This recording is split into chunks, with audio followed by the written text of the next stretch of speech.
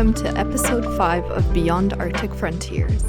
I am your host, Aliénor Perfit. Today, we are joined by Dr. David Detomasi, professor and distinguished faculty fellow in international business from the Smith School of Business of Queen's University. In this episode, David and I will discuss energy sustainment and security in the Canadian Arctic. David, welcome. All right, so to begin, could you please introduce us to Queen's University and the Smith School of Business, and perhaps maybe also share the vision of where the university and the business school is going for the future and your current mission or role inside the organization?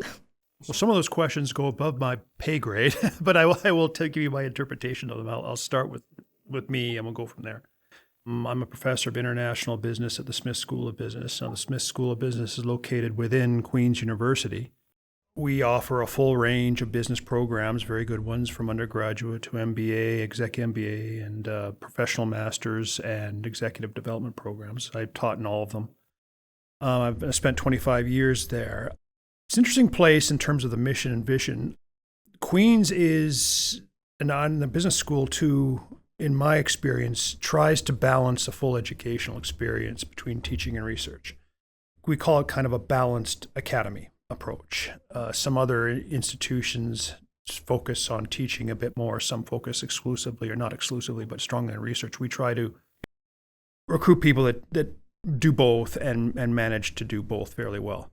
And when the broader university, we are good size, but not gigantic, and we want to, and our ambitions are to play in the U50 and the research-intensive universities of the country. So let's just start. We're located in Kingston. You're a beautiful campus, too. You been there? No, but I've seen pictures online. It is. We're the oldest university in Canada. We were founded by Royal Charter, which means it's hard to change much of how it works because we have to get an act essentially from the British government to do it.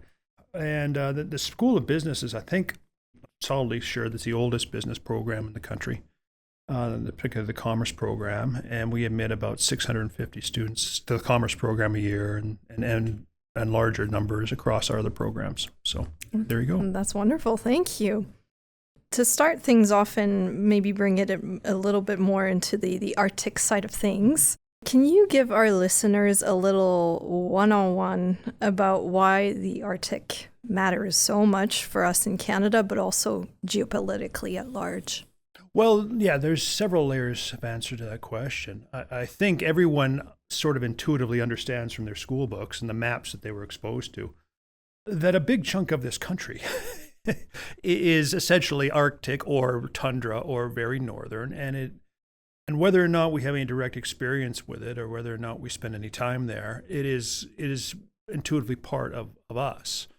Is this big chunk of land in the north that and a lot of Canadian identity is built upon it, everywhere from our native communities to our visages and things. The people are fortunate to go up there and see it, kind of reinforce that. What may not be as commonly understood is buried within that huge area are a lot of things that a lot of people want in the world. The biggest industry up there at the moment is mining, and people may not know that. And then it comes tourism, and this, as we'll get into later in the podcast, this reality that the North has these things means that we have to pay attention to it geopolitically, because it matters to our national security, it matters to our allied relationships, it matters to how we interact with countries around the world to manage it well. And final thing I'll say is also, if we manage it well, we have a legacy with our Indigenous communities that isn't, shall we say, perfect. And done well, we can perhaps move on further down the road to reconciliation effectively with them. Actually pulls on a couple of threads I wanted to talk about. So what role does the Arctic play in the North American energy security sector? And how should policymakers be responding, and what leadership for Canada in this area? Okay, there's a lot to unpack to that. What is commonly somewhat known is the mining side of things. And most of the mines that exist in that area right now are gold and diamonds. And the diamond mines are slated to end. Diamond industry is actually a bit of a trough, and there's lots of competition. So in terms of mining slowing down in the region in diamonds, but what can potentially replace it is more gold, obviously, but also increasingly efforts to extract minerals and iron ore and other materials that are buried within the tundra rock. And not only is that an economic possibility, but also isn't known is that the North also holds a lot of natural gas.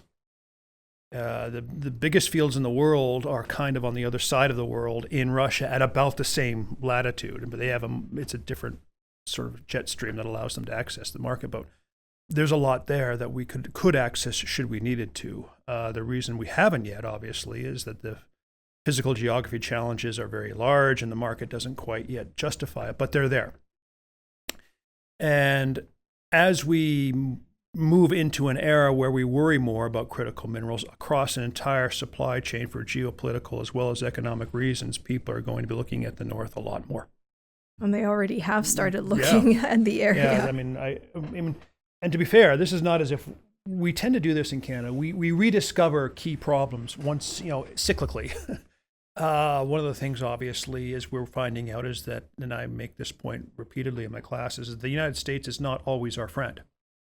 Economically speaking, I think we've grown used to the fact that they're largely a benign neighbor most of the time that buys a lot of what we sell, and we don't have to worry about the fact that they someday may do what they're currently doing. That was one. Another cyclical fact in Canadian economy and geopolitics is the importance of the North kind of rears its head about once every couple of decades. And we're in that cycle right now because of the nature of the world we live in. This brings actually to mind this other question I had for you. So how is Arctic energy development shaping the geopolitical landscape? And I want to maybe take a more particular look at Canada, the US, who you mentioned, Russia, and there's also other players like China. Okay, the North has always been important to us geopolitically and strategically from the days of the Second World War when we started developing an international system of alliances. In Canada, it's the NORAD agreement, which was basically, and the due early warning system, which was designed basically to create a radar system that could identify incoming Russian aerial threats, bombers and missiles. Today, we are reinvesting in that because the biggest geostrategic threat we have from Russia is not Russian troops marching over the North Pole and coming down. It's not that. It's very difficult to happen. But it is hypersonic missiles and other sorts of airborne objects that can potentially hit south. And this is Mr. Trump's golden dome dream. But we have been investing in the northern security area for decades. But we kind of let it drop, that ball, a fair bit at the end of the Cold War for about 20, 25 years, where we essentially let the facilities kind of stagnate. And now Russia has invested in a whole new range of weapons, and now we are reinvesting geostrategically in having that system. Now, tying geopolitics into the economy, which is really critical, by itself, it's very difficult economically to justify going after the natural gas and minerals of the North on a pure economic basis. I mean, the costs are so high, and the market price at present for these things is nowhere near to justify it. But you can make a claim, which I think the Canadian government is doing, is it hits a number of current bells we want to hit. Indigenous relationships, building our own supply chain and critical minerals, perhaps developing an Indigenous Canadian capacity to manufacture these things, ties into our geopolitical interests. So hits all those bells, might then allow us a justification to take the extra cost to do it, that economically by itself probably wouldn't work. To what extent the current Arctic energy policies coordinate, or are being coordinated rather, by our allies and especially NATO? Well, it's interesting. I was thinking a lot about that as I was driving up here for the podcast. You mentioned earlier Russia and China, and I think the popular interpretation of this is what happens if Russia or China sails a massive warship through the Bering, up the North Sea and all the way through the Arctic Circle, and we wouldn't have any capacity to stop that. Or, and although they may choose to do that, it never really happens. It's not really the issue. But what we have noticed, and this is what the answer to the question is, Russia is enormously concerned about its borders. And we always think about, its current efforts in Ukraine, at least in their mind, are justified by having concern about that particular border and ethnic Russians and their perspective. But the North is also part of their borders, if you take a look around it. And we just added 2 Scandinavian countries to the NATO alliance because of it. So they could easily see that our reinforcing of the North, Mr. Trump's bid for Greenland, which seems to have fallen off the radar, but more Scandinavian countries being part of NATO, it is like we're pushing now on the northern side of Russia's borders, as opposed to the what would be their western border. And I think that sort of concern does ring true in Mr. Putin's ear, is that he doesn't like that when that happens. So, our efforts to reinforce northern security might be fueling in his sort of mind of being worried about it. So we have to be thinking about all of that as well. So are we seeing some sort of strategic divergence or convergence of efforts within the different allies? Well, I would have said yes for a while. I mean, and I mean, the big wild card in all of this is, of course, what Mr. Trump's thinking is on all of this. And whether he, in the recent NATO alliance summit, he was there and he reiterated his general support, but he also, made claims, as most have been doing, that you need to be spending more to be able for us to continue to do that, which seems to be his major concern. If you take a look at the common thread with Mr. Trump across his economic policies, his military policies, even his immigration policies, which is pretty mean-spirited stuff, is the rest of the world is taking advantage of us. I'm going to stop that, largely through things I can count and show, whether it be trade balances or whether it be money spent on military affairs. He wants to see that. I'm not quite sure if his strategic vision is strategic beyond that, beyond those kind of immediate victories. What I would say is that NATO and others are committed. I know this is a question we talked a little bit earlier, is the purpose of NATO is part of it is to reinforce a rules-based system, right?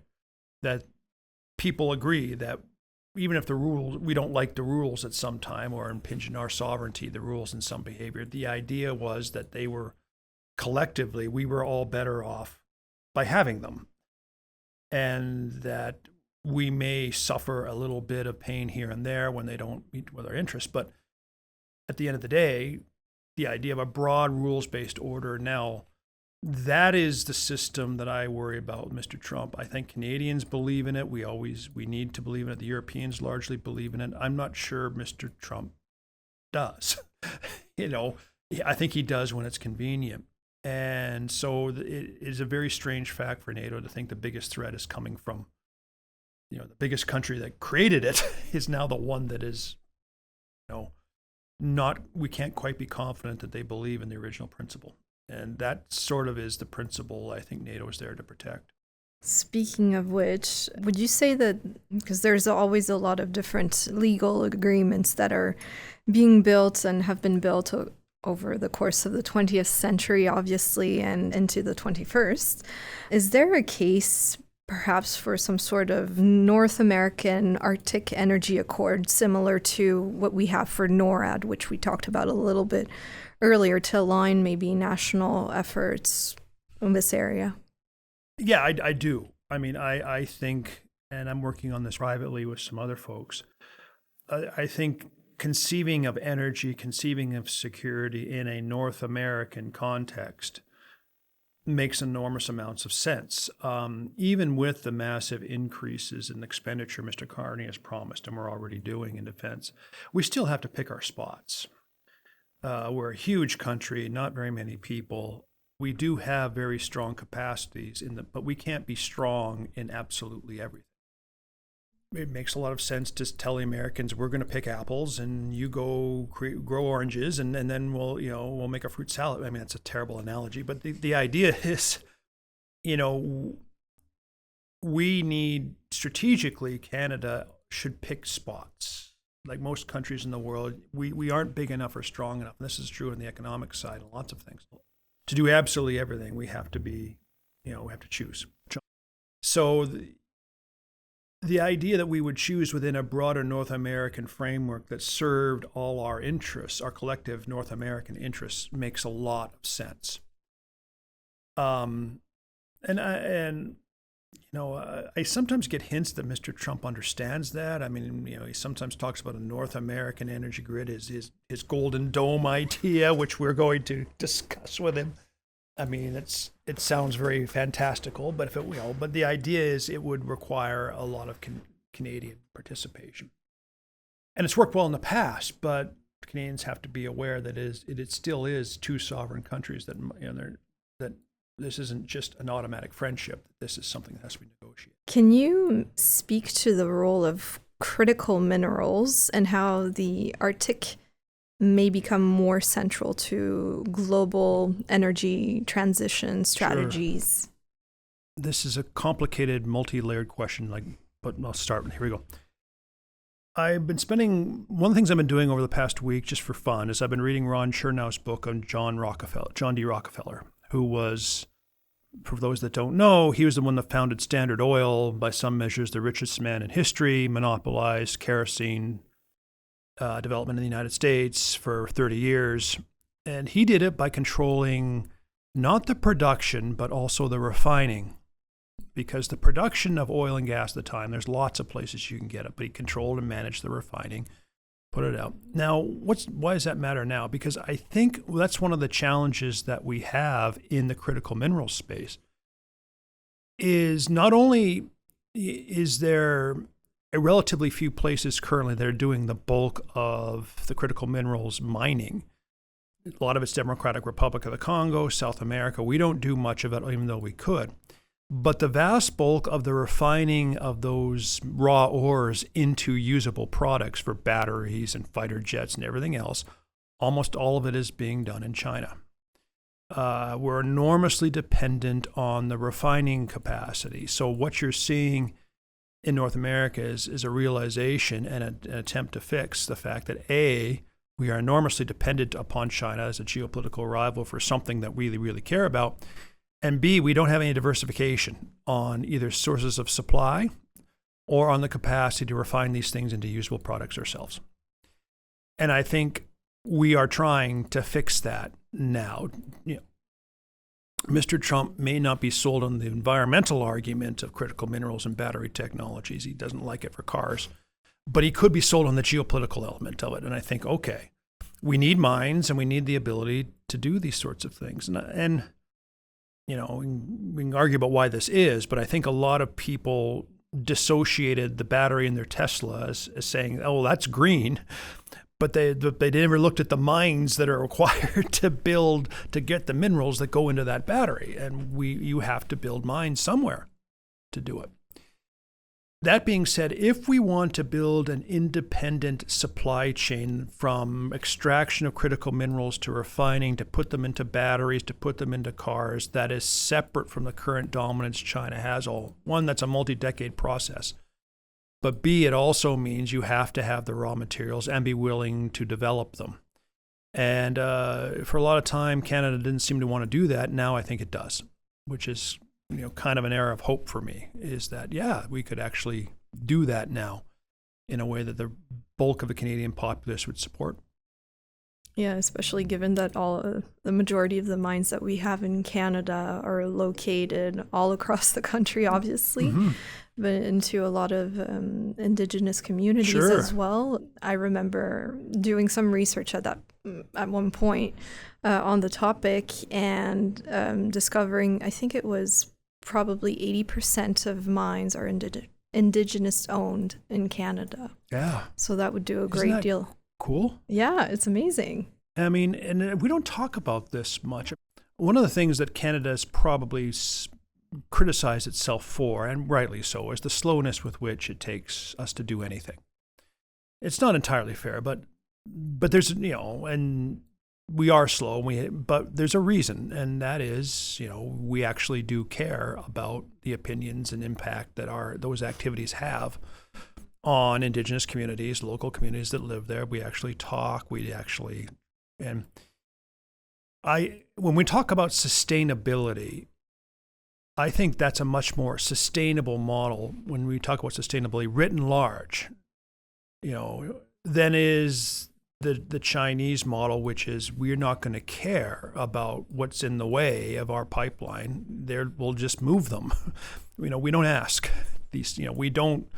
And you can do that for a while, but that creates resentment, that creates problems down the line, and the upfront investment is probably worth it. Plus, and maybe in your research you found this, I'd be interested to hear your comments on it. I'm actually sensing, at least in the Indigenous communities I speak to, which is about half a dozen people I kind of know, I'm not really deeply enmeshed in it, but there's certain openness in the Indigenous community to development of resources as long as certain conditions are met, and they're pretty obvious. We want to have real economic opportunity. We want to be an owner part of this. We want the land to be respected. We want to have a say in how things, you give us these things in good faith. I think there'd be much more openness to these sorts of projects, whereas before there's a lot of mistrust. So I don't know if that's what you've seen, but that's something that I've seen. Is this something you've heard about too? Yeah, and I've seen that also in different areas of the work that I do and conversations I've had with people. So it's always uplifting, I find, to see what a lot of different communities are doing in order to help better their own communities and create linkages, and in turns, it has this really positive ripple effect, I find, for the country, uplifting. And there's you were saying, a lot of hope. And a couple of things about that. I was at a couple of conferences with Chief Crystal Smith of the Haisla Nation, who was the first one to authorize a natural gas kind of export terminal on her land. And she said, I'm doing this to safeguard the economic legacy for my people, which she probably did. This is going. And we just had our first, last week or a couple of weeks ago, we had our first shipment of liquefied LNG come out of a BC port. And so these are things we should actually kind of celebrate, I think, as great examples of what we can do.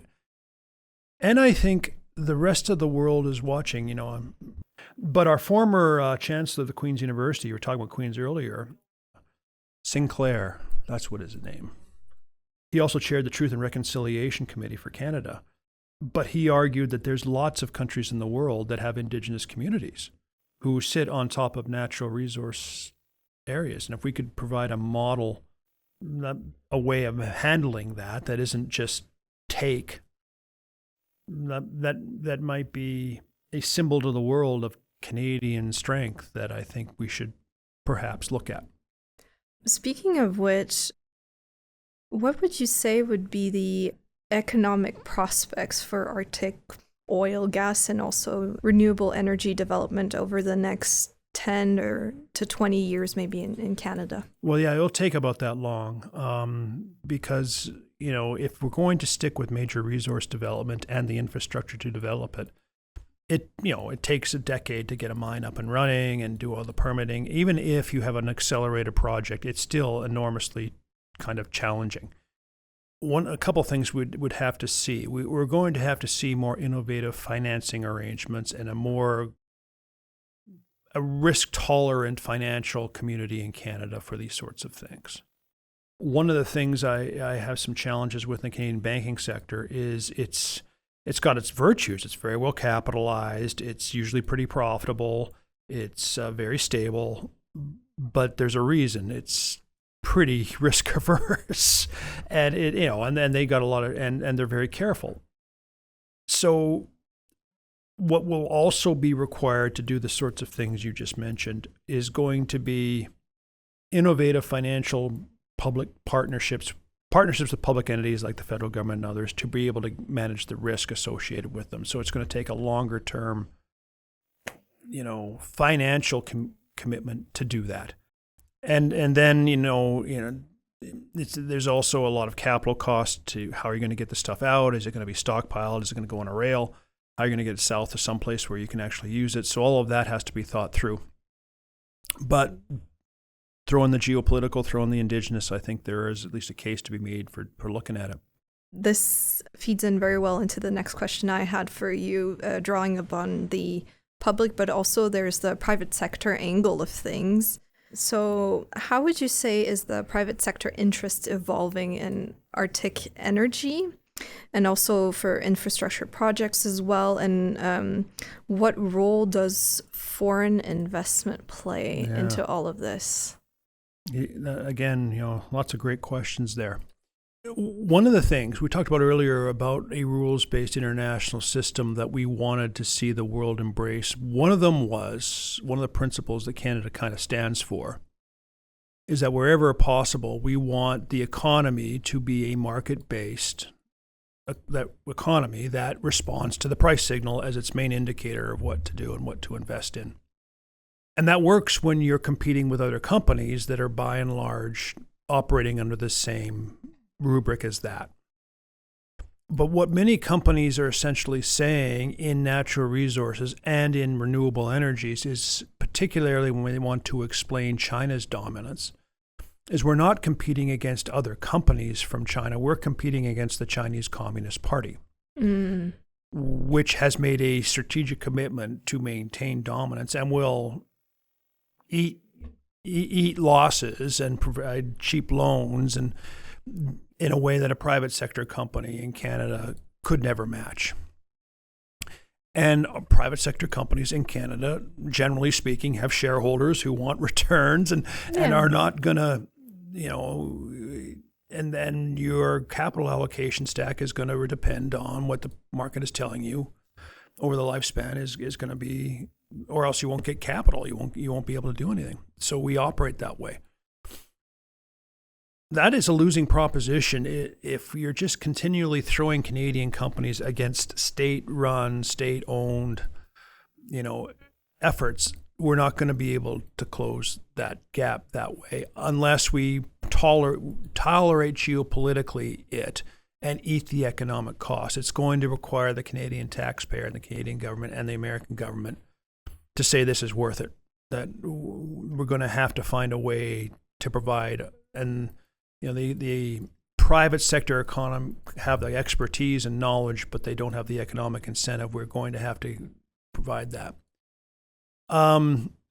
So I think one of the things there's two strokes to this geopolitically. One is, as we talked about earlier, being able to create a domestic supply chain from soup to nuts in critical minerals to processing. That's going to require a lot of help. But another one, and this is the one that the Americans have historically been really good at, is we're going to innovate our way out of this, is that the Americans are, instead of trying to take an established technology and just do it better and cheaper, which China can do, find a new way of doing something. This has always been the American secret sauce. And that's what they do really well. We need to make sure that we keep our eye open upon that and capitalize on that, because their system of innovation there is unbelievably good. I mean, Mr. Trump's hurting it a bit by getting mad at the universities and say we can't import really smart people, but I think that'll pass. I think the innovation system is the American secret sauce. And I guess to some extent we also have that in Canada as well, and we need to capitalize on it more. I know there's a lot of different types of works that are being done with different tech and other, incubators and innovators as well for. And there's a lot of Canadians in Silicon Valley. Oh, yeah. A lot of them. And sure, and they maybe make their fortune there and they do well, and then they either come back or they, so the economic integration between Canada and the United States needs to be managed, but we tend to forget this right now, but most countries in the world would change places with us in a heartbeat. To have the biggest, most vibrant economy the world has ever seen right next door, who kind of wants what we have, is actually not a bad position to be in, but it's also led to a measure of complacency, I sometimes think, on Canada's part, that I think we're now kind of getting to the point where we're saying, we got to pick up our socks a bit. Next question for you. So speaking about pulling a little bit on the technology thread, what are the biggest technological and also logistical challenges facing, energy extraction and also transport in Arctic regions? I know we've alluded to it a little bit earlier, but I just want to focus a little bit more on that part. Well, couple of things, actually. I mean, it's just enormously expensive, and even if you're getting critical minerals, you still have to heat a mine, and you still have to use big equipment that's used lots of steel and diesel. So it is carbon intensive to do that. And sometimes people think that global warming, which affects the north more than it affects us generally, it tends to be more concentrated in northern latitudes, is going to make this any easier. It actually makes it harder to do stuff because the ice is less predictable and the flows and it's more mushy, and you don't have as long to actually mine in stable temperatures, and you have to, so it's not as if we're somehow that the problems that are associated with the north are going to be ameliorated by global warming. It won't. One of them, the capital stock to move things on trains, or the trains buckle a lot when the permafrost is moving, and ports are tough. Churchill Port has been there on the Gulf and Manitoba area, but it's never really taken off because it's, the volumes they're pretty hard to meet. So, it's more of a, you might want to look at the critical minerals area and Indigenous, but it's still pretty formidable challenges to get things out in a large manner. I know they use a lot of planes for flying things. Well, they can. I mean, and you can plane out, because they have a high value to rate ratio, diamonds and gold. You can fly out the mining stuff on a plane. It's a pretty heavy plane, but for gold, but you can do that but you can't do that with critical minerals. You need lots and lots of ore to get the actual stuff. So there's huge volumes. So you're going to need a train or a ship or something, and the ship can only get there, you can stockpile it and take it out during the summer months, but it still is technically a pretty difficult thing to do. I wanted to focus maybe a little bit more on the climate and environmental consideration of things, because you started alluding to it a little bit earlier.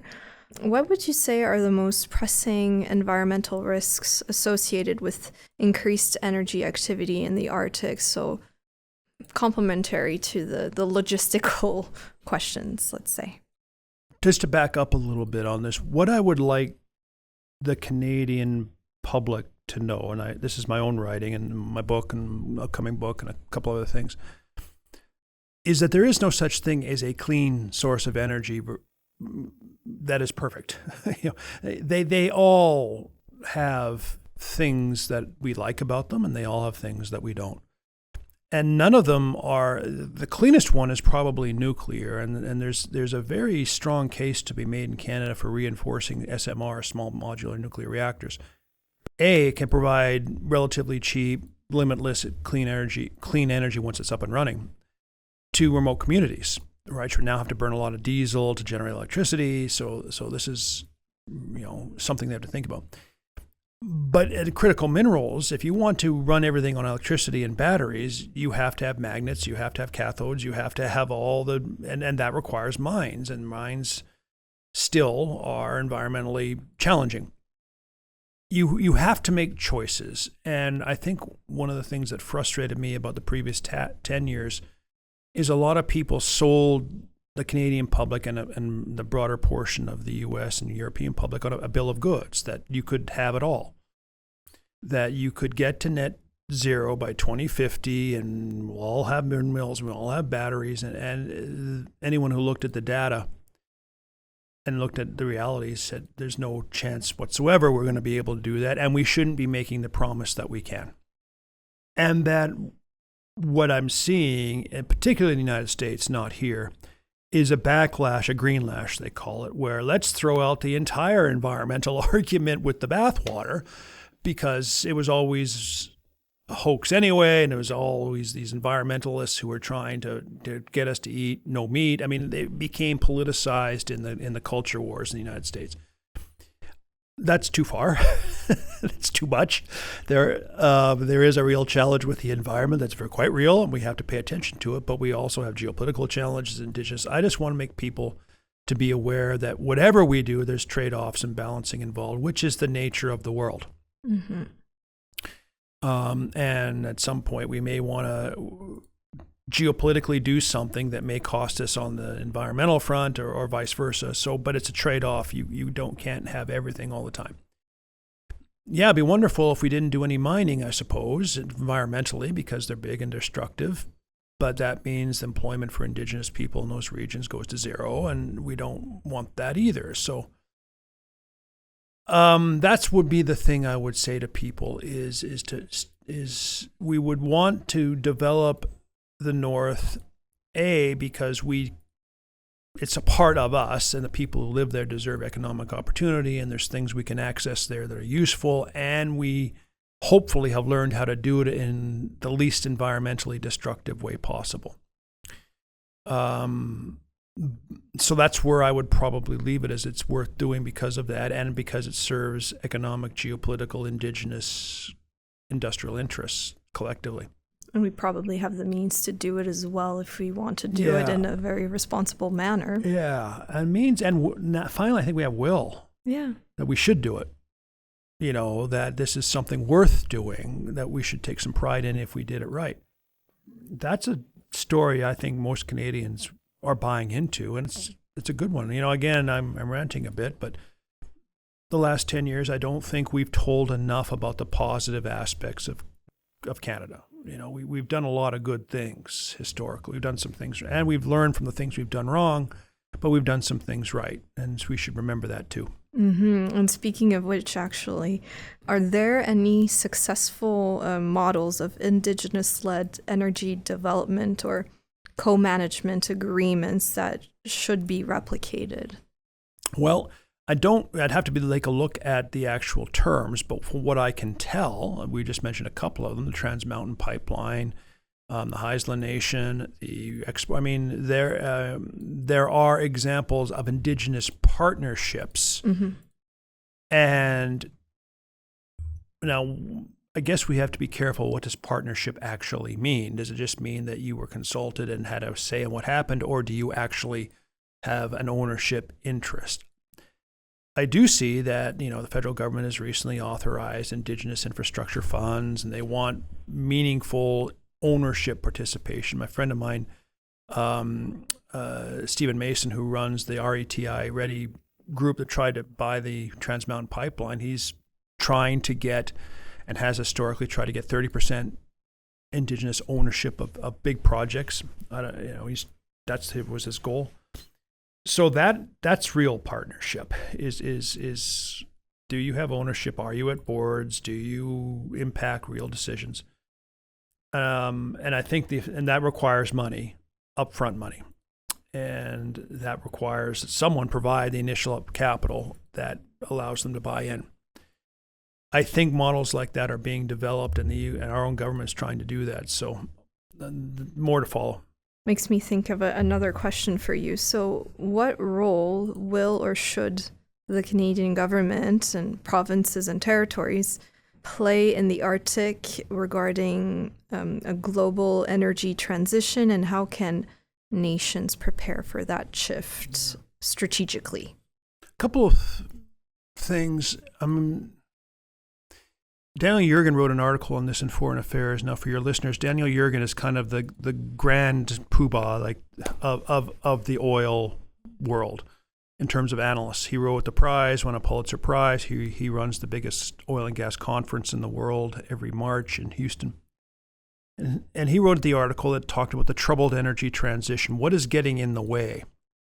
Because it seems to have stalled. We came a big sort of fanfare to 2015. We did well, but there's been a lot of things that got in the way. Electric car vehicle pickup in North America is actually going down. We're going to meet our carbon emissions tend to keep going up because our use of carbon fuels tends to go up.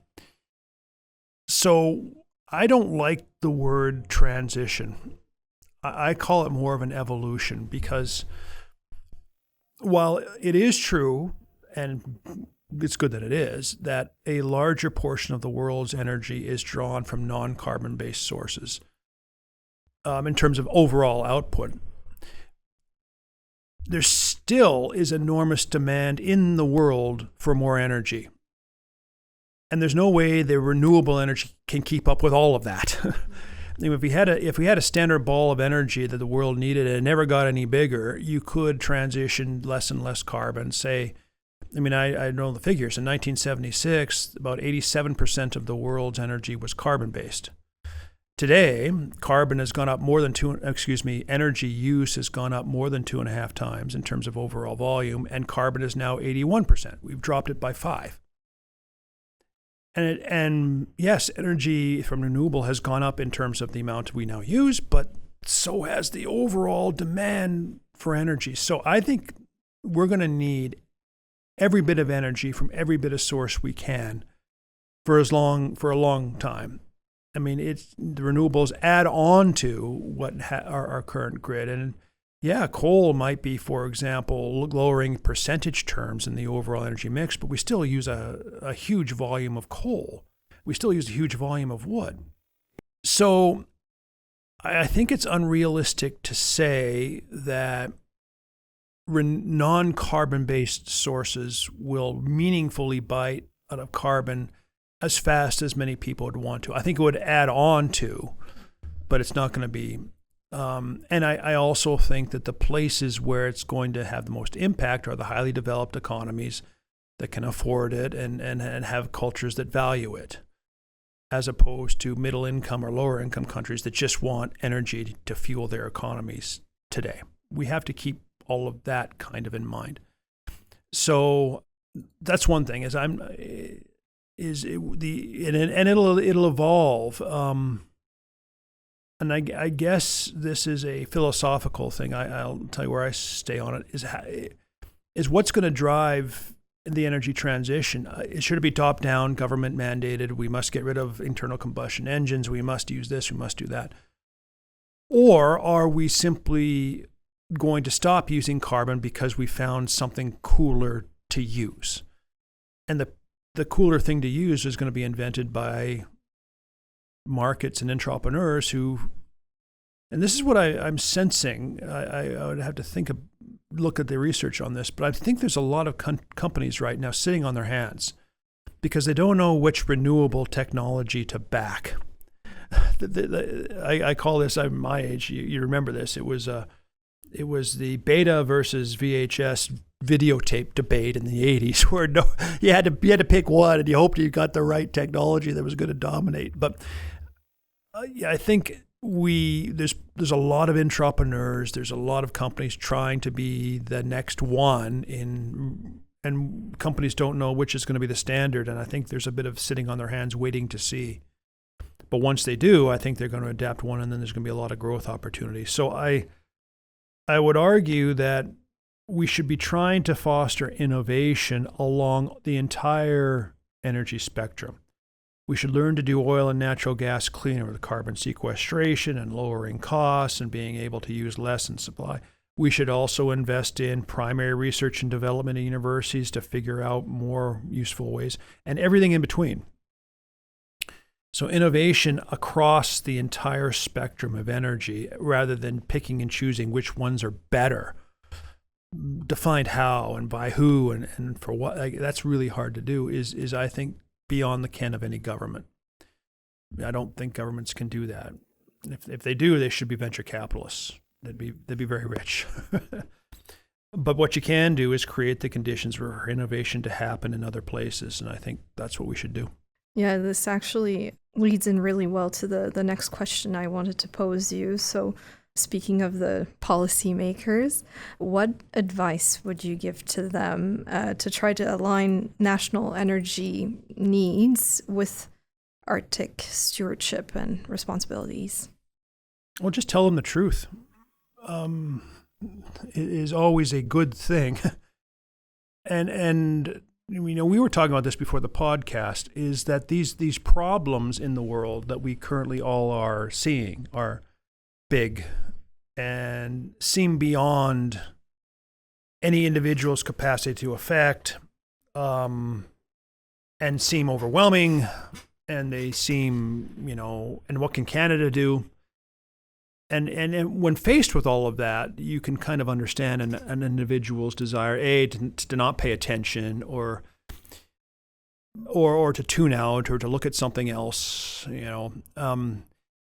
But for policymakers, I would want to present a realistic appraisal of the challenges that we face, but also invoke in people, which I think is latent in Canada, but is very clear in our history, a optimism about being able to do something meaningful about it, which we have in the past. And Canada has a very impressive legacy in lots of things. That, yes, we've had challenges right now, but guess what? We've had challenges before, very big ones. Sometimes we're given to hyperbole. I remember Mr. Ford, our premier, arguing when Mr. Trump came to power that this is the biggest challenge Ontario has ever faced in its history, when he slapped tariffs on some exports of. It is not the biggest challenge Ontario has faced in its history. There are much bigger ones. You had a depression, and you had a Second World War, and so we are not powerless. And we possess capacities, and we're talking about this, to do something meaningful about the things that face us. So that is to be clear to people about the challenges, but also to present a realistic optimism that there is something meaningful to be done about them, and let's get on with it. And let's make some money, and let's build some infrastructure, and let's provide jobs, and let's provide income to people. And I think that's the tone I think Mr. Carney is trying to strike, what I can tell in his public utterances. And that's the one, if I was his policy advisor, I guess I would say he should do. But seems they're doing that, so they got that covered. David, before we conclude our episode, what would be your parting thoughts to our listeners? Well, yeah, a couple of things, just to reiterate these sorts of things in the background. One is that this challenge that we face has inspired. The main challenge that we're facing right now is the United States. I mean, people argue about China and Russia being geopolitical allies. Well, the biggest challenge to Canada right now is a neighbor. So it's a bit of a shock to people, but that there is an opportunity here to do something meaningful about it.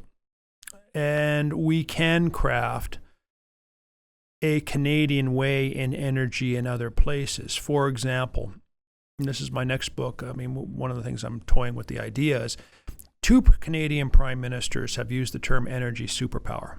One of them was conservative, Stephen Harper, and another one was Mr. Carney a couple of months ago, and has been using it ever since, and it's all over the place. What does that actually mean? Well, it means you produces a lot of energy, sure, but to be a superpower means you are using that power in the service of something worthwhile, as opposed to just bashing. What Mr. Trump is doing is just bashing people with it. What is it that Canadians can give to the world through their effective use of the resources that is beyond just the economic returns and the power? And I think we got a case to be made about Indigenous reconciliation, about how we do environmental stewardship in our industrial projects, about how we allocate capital. if we believe in these things, and I think we kind of do, then that's what a superpower is for, okay, is in service of something that's worth defending and worth promoting. That's what I would leave people with about Canada. Thank you so much, David, for being here with us today. Oh, you're welcome. For sharing your wonderful insights into all of this. Yeah, thank you very much. And I look forward to any responses you get from the audience, and maybe we'll do this again sometime. Oh, yeah, absolutely. Would love that. Thank you. Thank you. David, thank you so much again for being here with us today and for sharing your insights with the audience. To our listeners, thank you as well for joining us today, and stay tuned for our upcoming episode 6.